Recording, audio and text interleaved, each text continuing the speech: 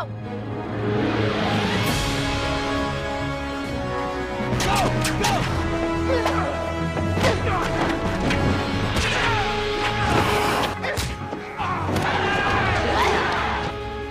And weapons. Weapons are a shorthand to convey how very important the menace is that Buffy's going to be facing. You remember this?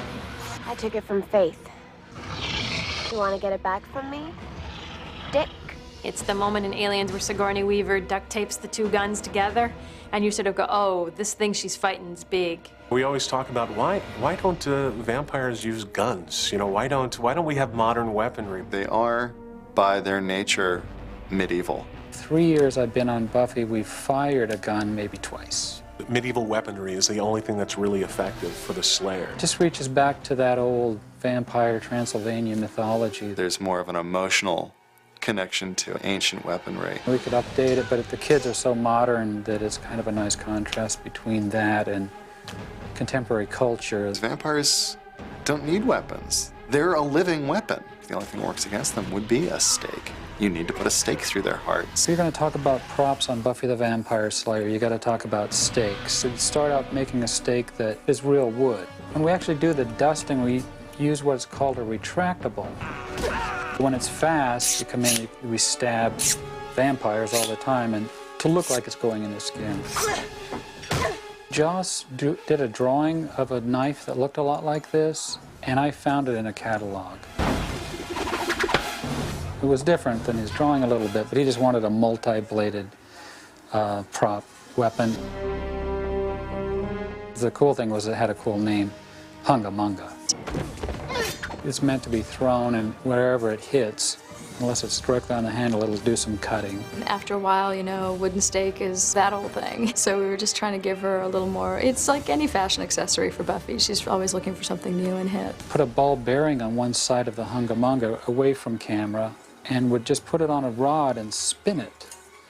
So it would appear that it would catch it flying through air, but it would just be spinning in front of camera.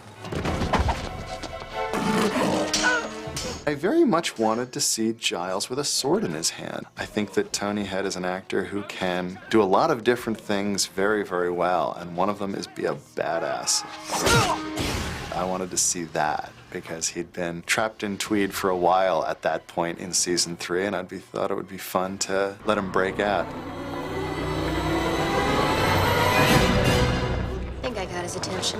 We actually have to make these practical. We don't want it to shoot like a real crossbow, or it'll send the arrow right through you, so we use basically a big rubber band as a string, pull it back, and actually make them shoot, but it just spits it out of frame.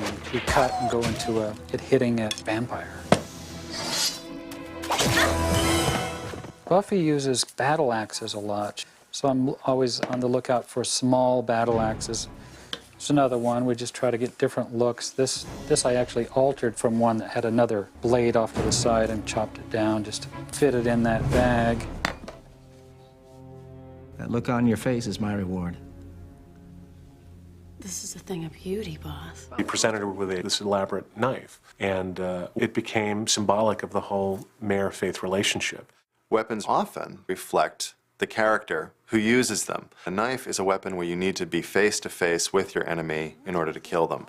It's a much more direct weapon. I see you're admiring my letter opener. Well, actually, I was thinking of stabbing you through the heart with it. Please do.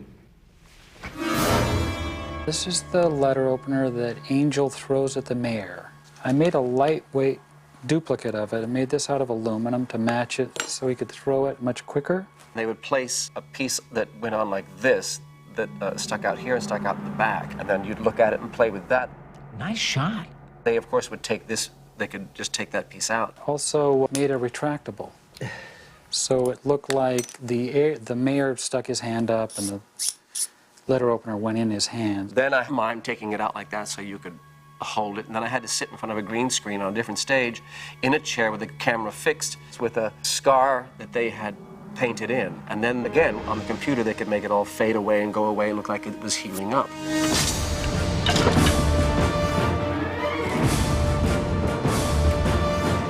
We're just always trying to come up with something new and cool and different.